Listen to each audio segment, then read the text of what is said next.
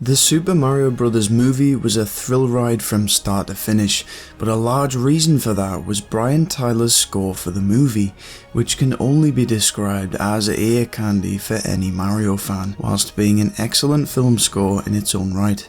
So with dozens of iconic motifs from 40 years worth of Mario games in this one soundtrack, of course I'm going to try and identify each and every one.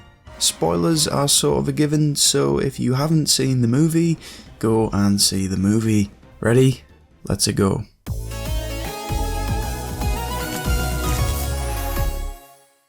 The first part of the score is titled King of the Koopas. This is from the opening scene, which was the first look that we had back when the film was revealed, though it's since been spruced up a bit and we now have the airship theme from Super Mario Bros. 3.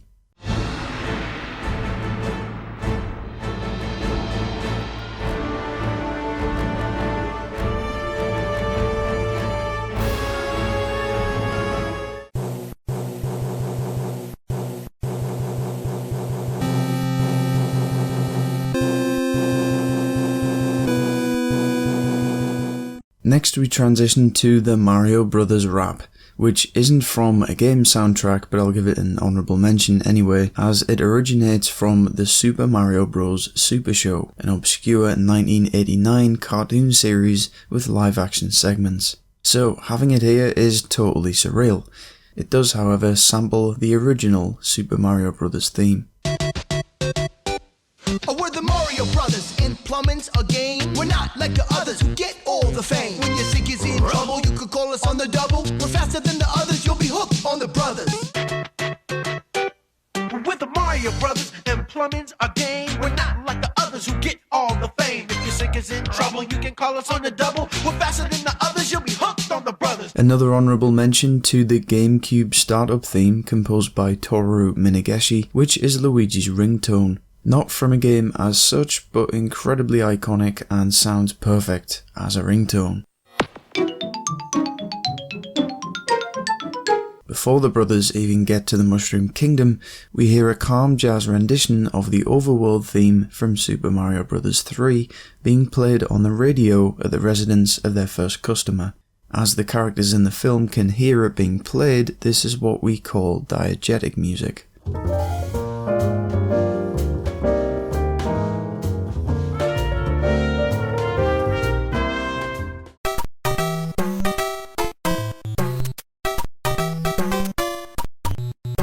Now this is one that I really thought was a stretch, and it's a track from Paper Mario the Origami King, being Paper Mistake Buzzy Beetle. The game had 5 different composers, so the names will be on screen. Now at first I thought this couldn't possibly be the same track, because why would it be playing before they even get to the Mushroom Kingdom, but upon comparing them side by side, they are the same thing.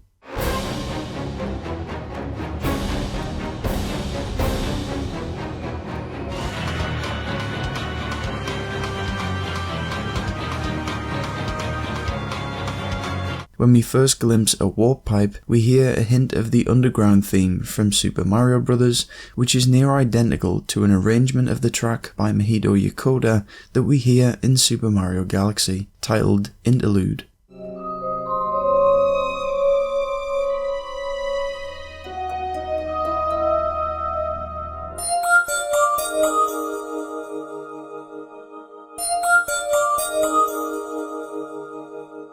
We then hear undertones of the original and more menacing Super Mario Bros. Version on top of this.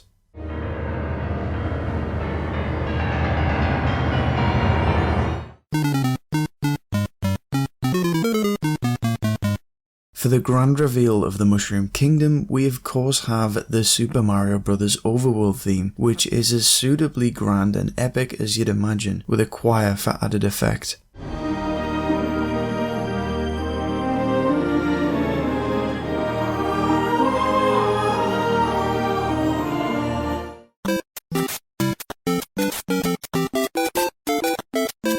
Now, this next one was a surprise because I hadn't seen any of the released footage beforehand, but we hear the Toad Brigade theme by Mahito Yokota, which originated in Super Mario Galaxy, working incredibly well as Toad's character theme here.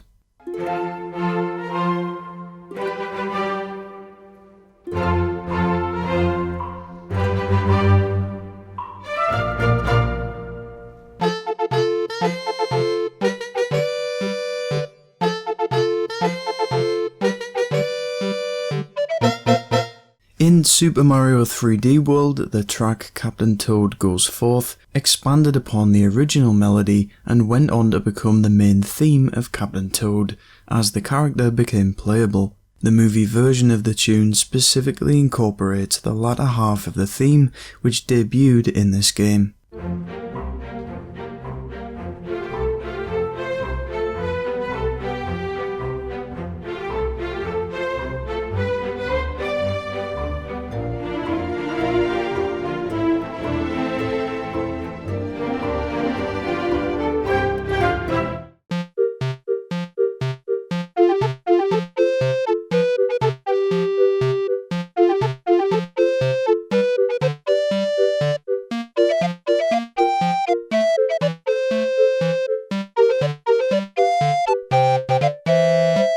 Then we transition back and forth to the Super Mario Bros. Overworld again.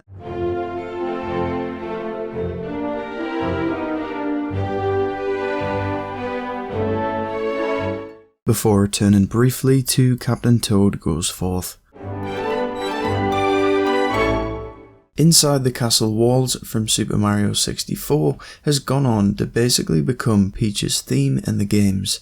So for the movie, I expected it would play maybe quietly within the castle, but the grandeur they give it here is just epic in every sense of the word.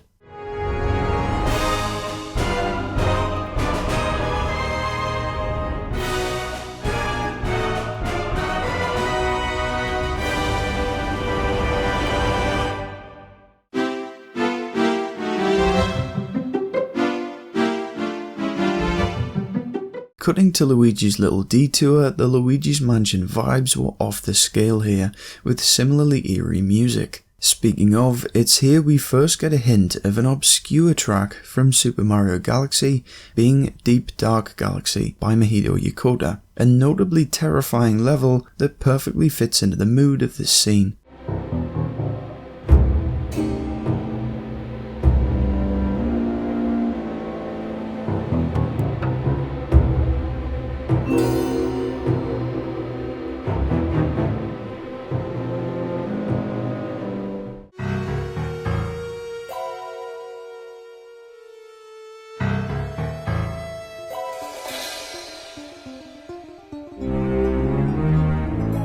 Oddly enough, this isn't the last we hear of the motif. Thankfully, the main theme of Luigi's Mansion by Kazumi Totaka managed to creep its way in for a couple of seconds.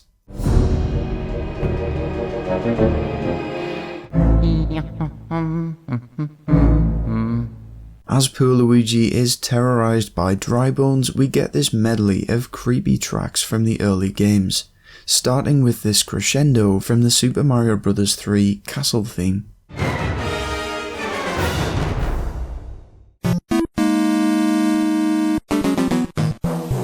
The music then begins to pick up again to become the original Super Mario Bros. Castle theme, which sounds about as horror-esque as you'd imagine when performed by an orchestra.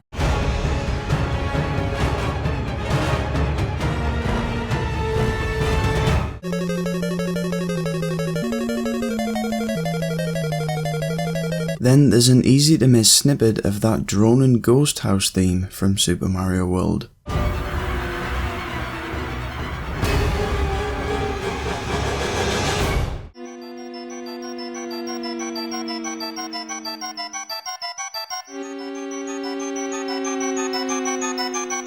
And finally, at the end, we get a subtle hint of the castle theme from Super Mario World.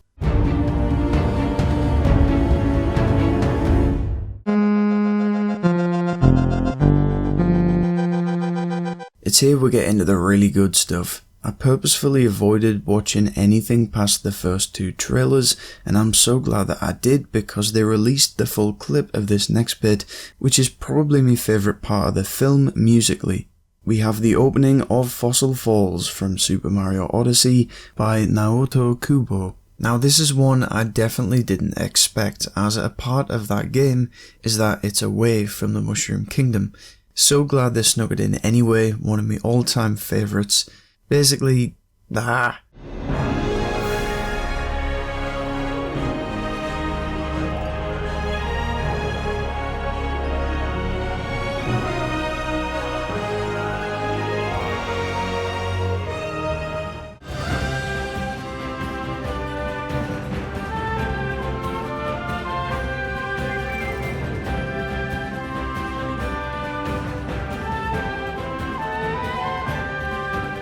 Once we're amongst the Toads touring the splendour of the Mushroom Kingdom, we appropriately have the Toad's House theme from Super Mario Bros. 3.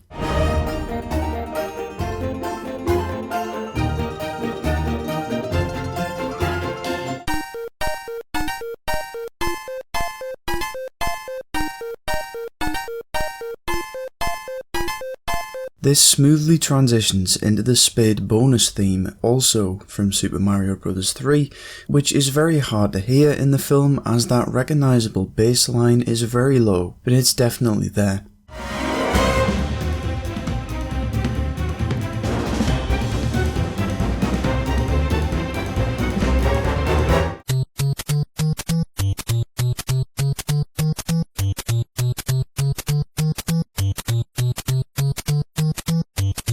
Then we go into this more jovial rendition of the Super Mario Bros. Overworld theme, which you'd think would become stale over time, but it just doesn't somehow.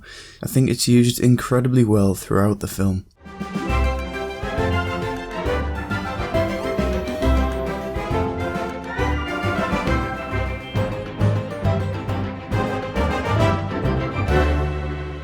The next one is a prime example of the ridiculous attention to detail this soundtrack has, and it's that when Mario passes a Toad with a Cheep Cheep in a bag, we hear the slightest hint of Super Mario Bros. Underwater theme as he does so.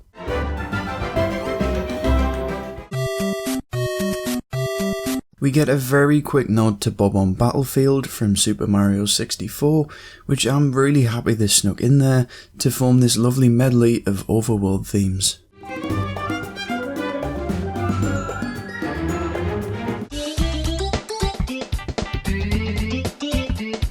As Mario crosses the floating brick blocks, we get an even smaller segment of the Super Mario Bros. Underground theme, which is blended into the score quite a bit. The next one is probably one of the nicest sounding, which is the iconic overworld theme from Super Mario World, being whistled as Toad goes through the clear pipe.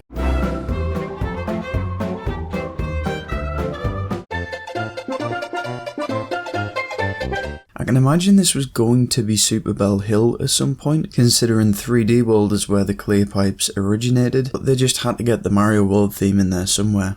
Now another ridiculous detail, as Mario is thrown out of the pipe, we hear a single a cappella bar, ripped straight from New Super Mario Bros., a series which was criticised at the time for its overusage of the sound in every part of the soundtrack, and thus went on to be memed.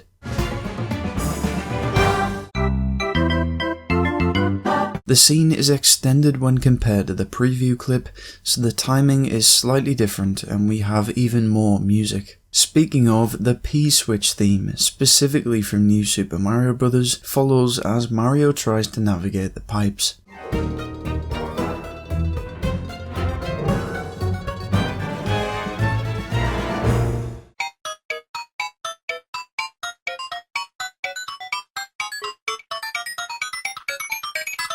Although Kondo composed the main theme, the rest of the game's soundtrack was by Asuka Ota and Hajime Wakai, but it's unclear who specifically composed this obscure piece of music.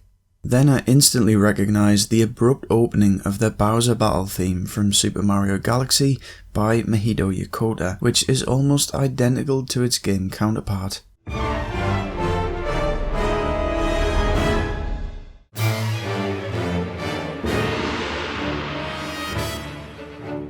I did not expect to hear this, and certainly not this early on in the film. As we finally get up close to Peach's castle, we get that lovely dramatic arrangement of inside the castle walls once more.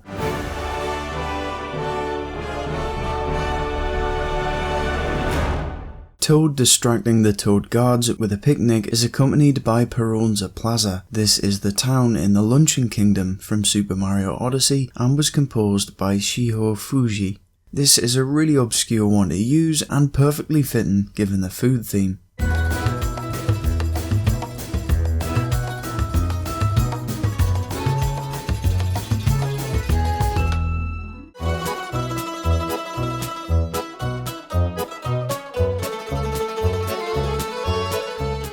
When Peach completes the obstacle course, we get a not so subtle rendition of the level clear theme from Super Mario Bros.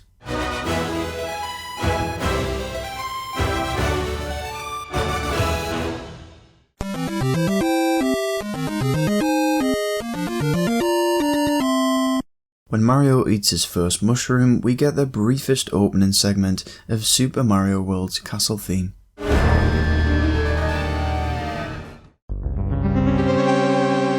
Then, as Mario has a go at the course, we hear a segment of the Super Mario Bros. Overworld theme before we cut to I Need a Hero. Then we get a slight hint of the level clear theme from Super Mario Bros. Before Mario is chomped by a mechanical piranha plant. Now, this is a weird one. When the Koopas are blasting rock music in Bowser's castle, which is diegetic, it's actually Fury Bowser, Wave 3, from Bowser's Fury. It's one of 2 tracks in the entire film that's straight up lifted from the games, and as such is credited as being from Bowser's Fury, though it was actually composed by James Phillipson.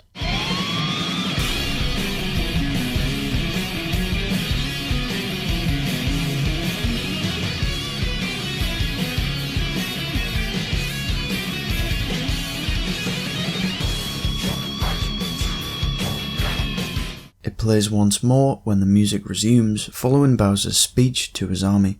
As Peach, Mario and Toad exit the castle, we get more diegetic music as the level clear theme from Super Mario Bros. Is played in the form of a trumpet fanfare for the princess.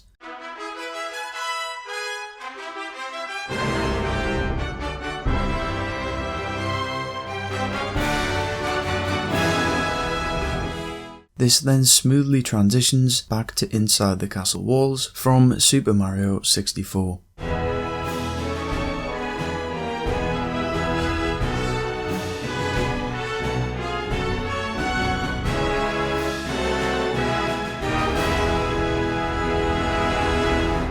As the heroes set out on their odyssey across various kingdoms, the one musical reference we get is the briefest snippet of the overworld theme from Super Mario World upon glimpsing the Yoshi Kingdom, as of course the setting of Super Mario World is Yoshi's Island and the character debuted in that game.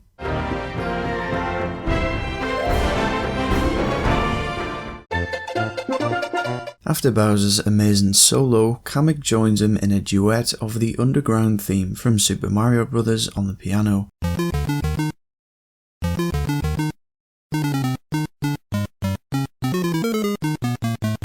This is very evocative of a particular fan cover where the guy single-handedly plays all of the sound effects from the gameplay as Kamek does here.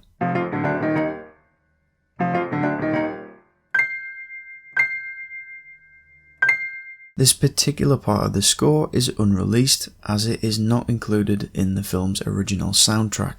Next we have a slow and dramatic version of DK Island Swing by the renowned Donkey Kong Country composer David Wise.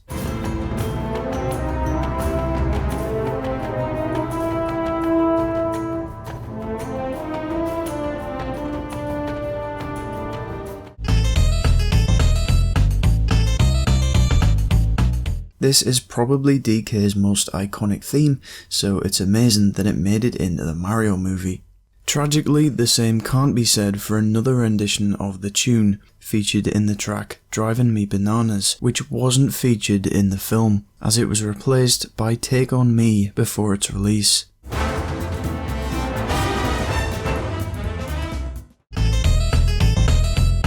We get what seems to be Riverside Park from Mario Kart Super Circuit by Minako Hamano. The thing is, the beat of Riverside Park is very close to the Donkey Kong Country theme to start with, but it does seem to match the Riverside Park beat in particular.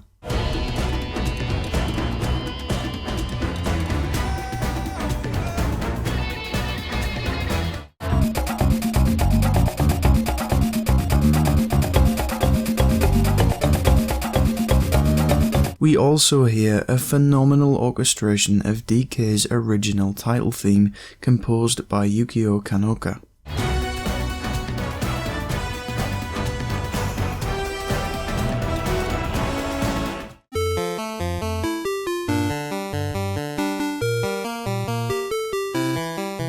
This slickly transitions into the more upbeat Donkey Kong Country version by David Wise, finishing off with a part of the melody exclusive to that rendition.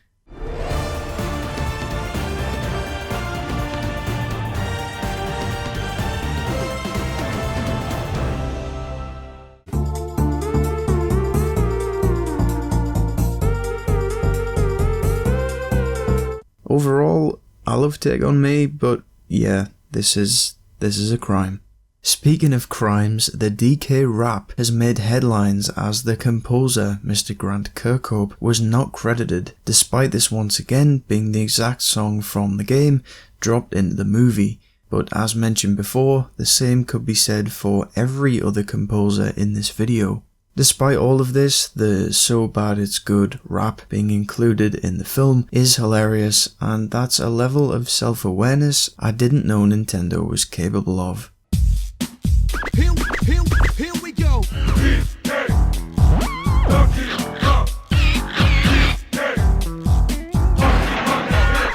Following Mario and Donkey Kong's brawl, DK slowly collapses to the opening music from the original Donkey Kong by Yukio Kanoka.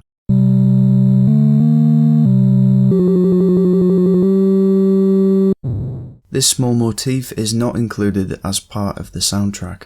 One of my absolute favourites is the iconic menu theme from Mario Kart 8 by Atsuko Asai, which has been ingrained into my mind over the past 9 years. Christ. And it's beautifully realised here.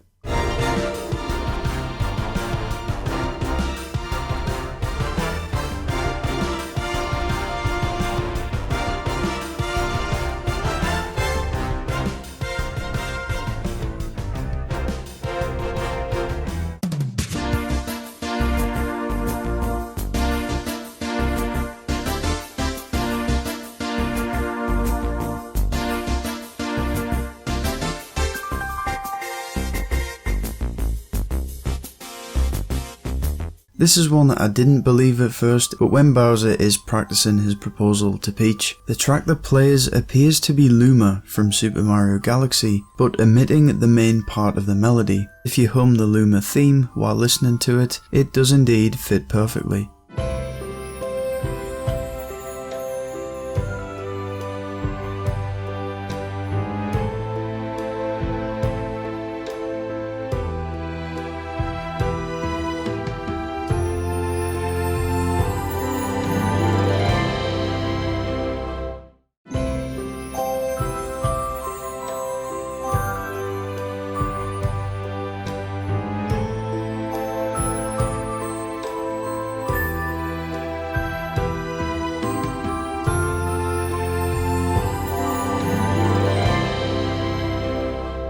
I was very much anticipating a Rainbow Road remix considering its prominence in the movie, and whilst I'd like to have heard the N64 version, we do hear this stunning rendition of the original Rainbow Road from Super Mario Kart by Soya Oka, which fits incredibly well for the reveal of the iconic track.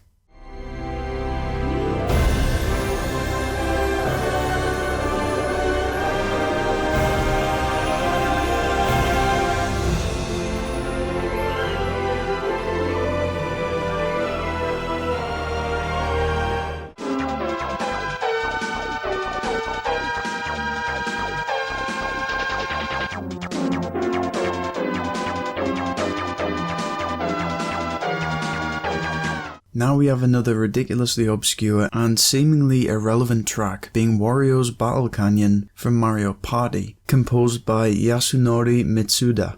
I saw this comparison made and thought surely this can't be the case, it must just be a coincidence, but Brian Tyler himself has replied to the tweet concerning the song with "I don't mess around." This solidifies to me that they have snuck some stupidly obscure things in there.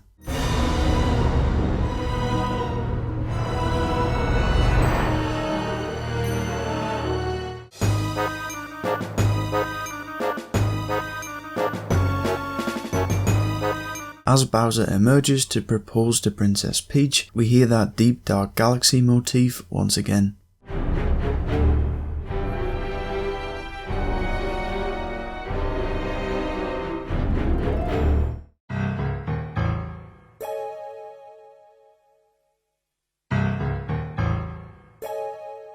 Then when Bowser takes off to marry Peach, we get a reprisal of the airship theme from Super Mario Bros. 3.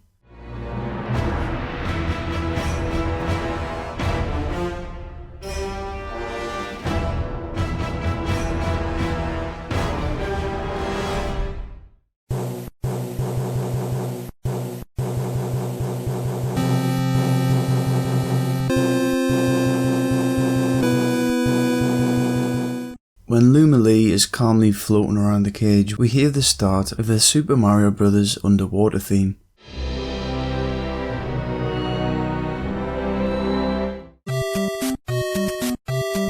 Excellently fitting for the music at Bowser's wedding, we hear the ending theme from Super Mario Bros.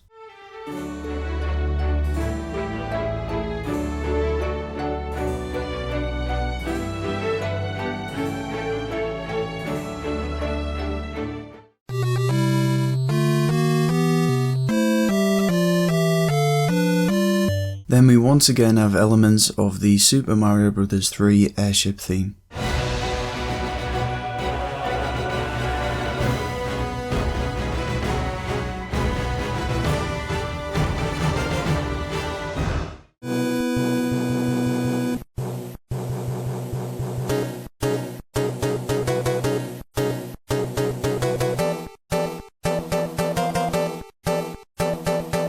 As Mario and Donkey Kong burst into battle, we get an amazingly pepped up version of the Super Mario Bros. Overworld theme, which is specifically based on the faster rendition played when the timer is low.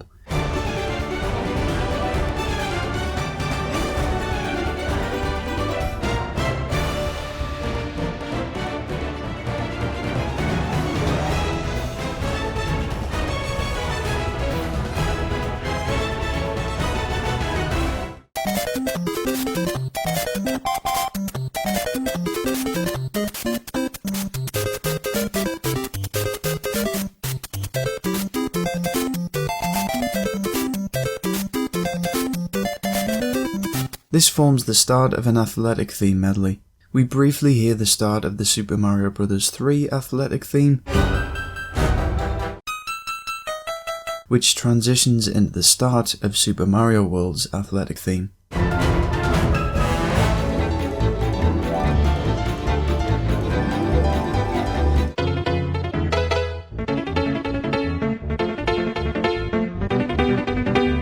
Before transitioning swiftly back into the Super Mario Bros. 3 version for the full theme.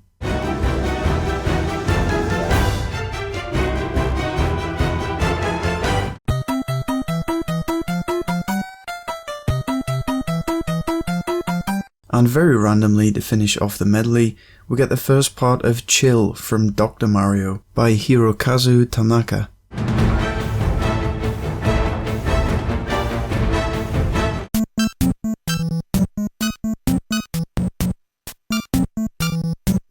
The Super Mario Bros. Level clear theme accompanies the main score as Tanuki Mario saves Luigi.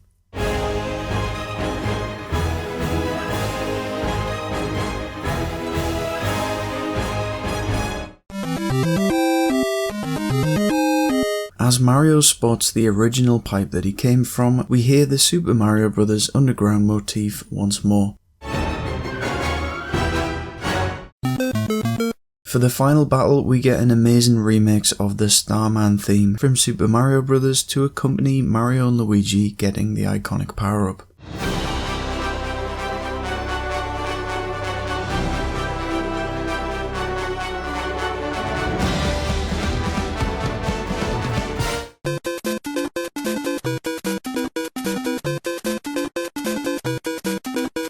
This is backed up simultaneously by the ending theme from Super Mario Bros., which is glorious.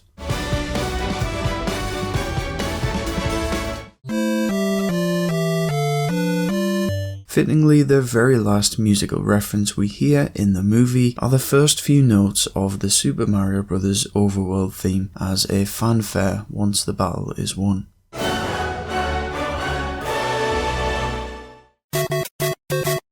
After Luma Lee amazingly closes the film, the credits give us a jazz rendition of the Super Mario Bros. Overworld theme, and it's mad because 3D World started the whole jazz thing and we hear nothing from that game, but of course they needed the main theme at the end.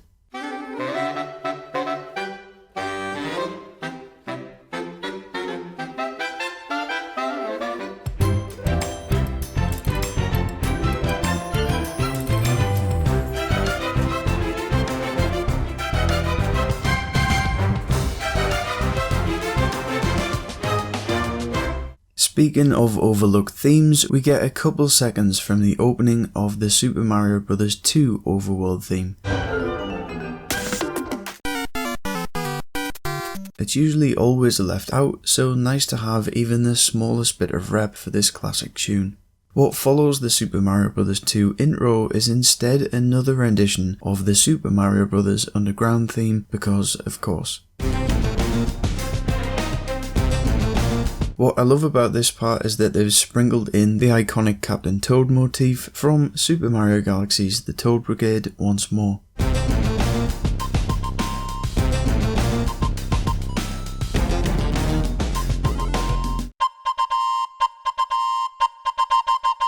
We then get the Hammer Bros theme from Super Mario Bros. 3, which is something we didn't hear in the actual movie.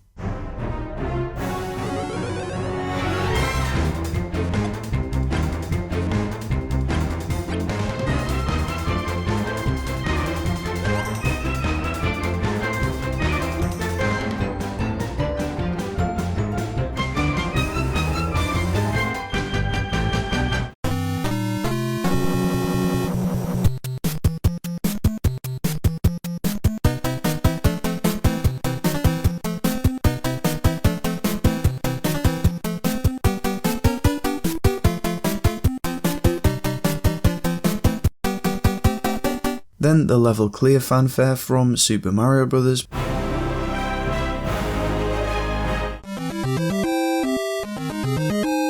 Before transitioning into the underwater theme from Super Mario Bros., which we can hear fully for the first time.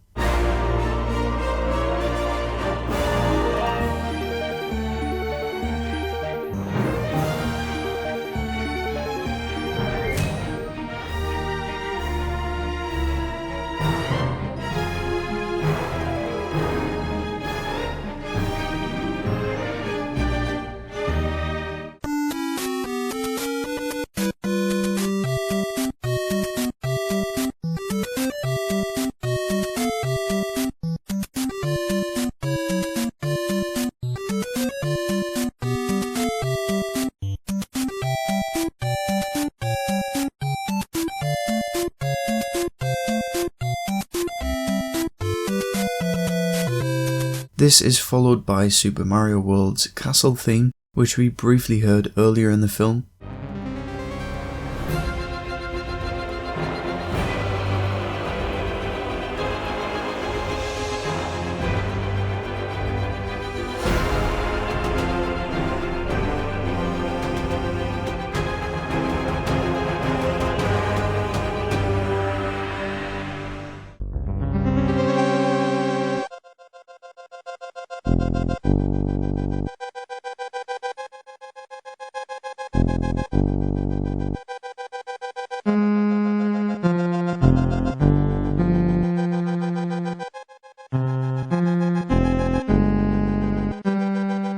Now finally, my favourite track of all time, Gusty Garden Galaxy from Super Mario Galaxy. This is also by Mahito Yokota, so it's nice to see Koji Kondo gave his composition the honour of closing out the film.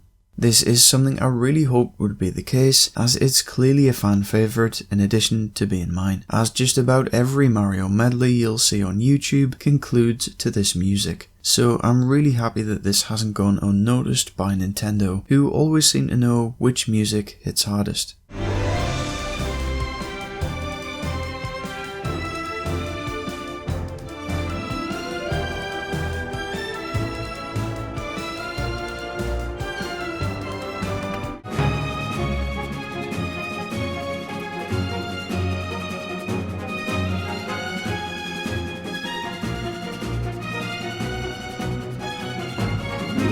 Gusty Garden is then seamlessly capped off by the Super Mario Bros. Movie theme by Brian Tyler, which plays throughout the film in addition to all of the other themes I just mentioned, and somehow works extremely well.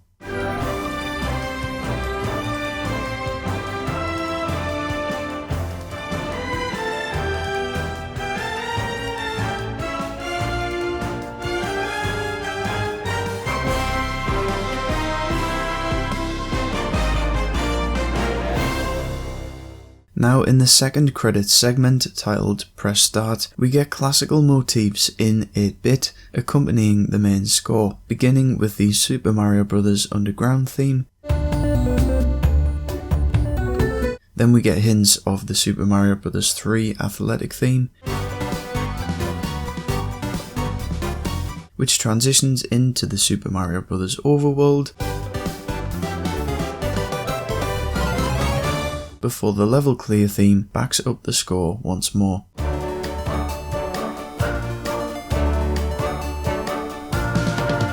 Then we get the hurry up jingle and the score picks up in pace.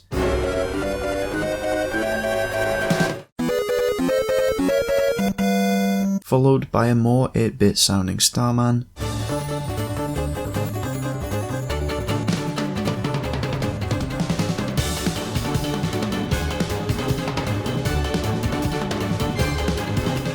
Capped off by a bit of the Super Mario Bros. Overworld theme yet again.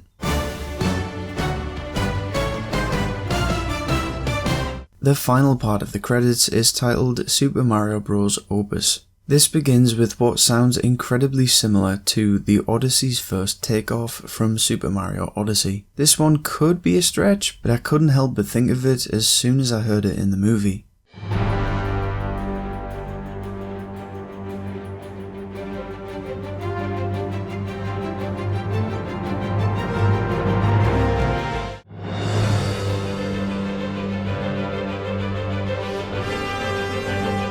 We then go to and from the Super Mario Bros. Overworld theme and back to a more emotional version of Starman that blends into the original score.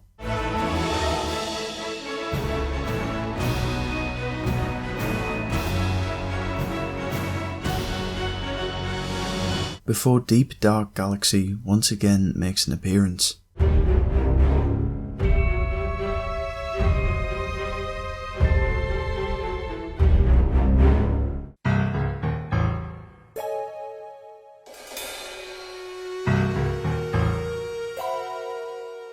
And the final thing we hear are those first few notes of the Super Mario Bros. Overworld theme coming to a crescendo, which is nothing short of perfection as it brings about 4 decades of Mario full circle.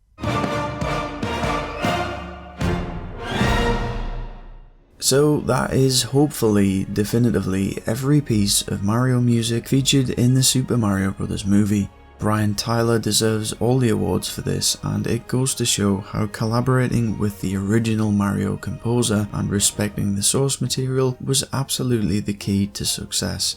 I could list so many tracks I would have liked to have been included, but to be honest, we've been absolutely spoiled with this, and I never anticipated they'd cram this much detail into the soundtrack, which is just a work of art really. We have a grand total of 45 different music tracks from 20 games across the Mario series by 21 different composers over a clean 40 years, from Donkey Kong in 1981 to Bowser's Fury in 2021. Now, I wonder which of these games had the most representation. Let's break it down. I've came this far, why not?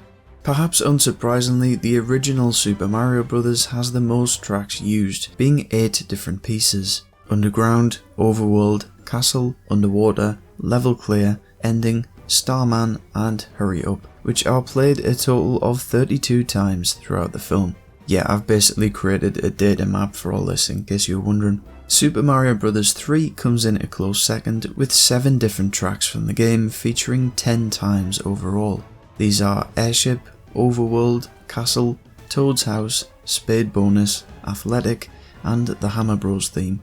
Third is Super Mario Galaxy with 6 tracks being Interlude, The Toad Brigade, Bowser Battle, Deep Dark Galaxy, Luma, and Gusty Garden Galaxy, playing a total of 8 times. Next is Super Mario World with 4 tracks, being the Ghost House, Overworld, Athletic and Castle themes, which play 6 times throughout the film. Super Mario Odyssey has 3 tracks with Fossil Falls, Peronza Plaza and the Odyssey's first takeoff.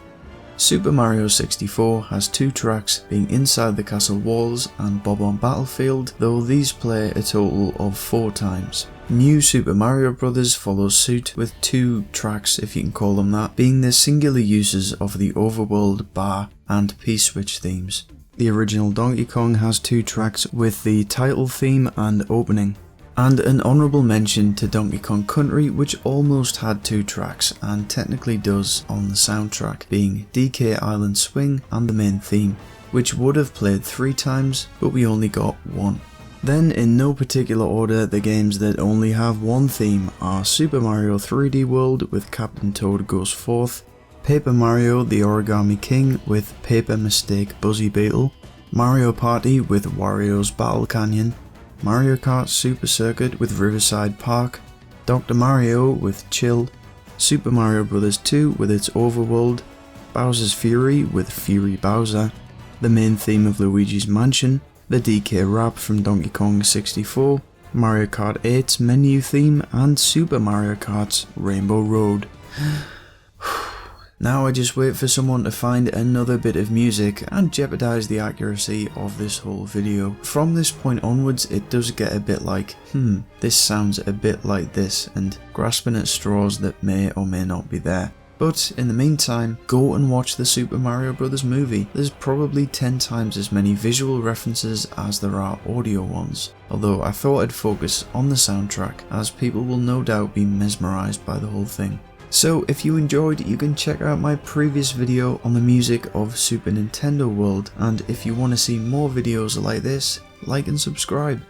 I've just read 10 pages of script and my voice is dead, so thanks so much for watching, and I'll see you next time.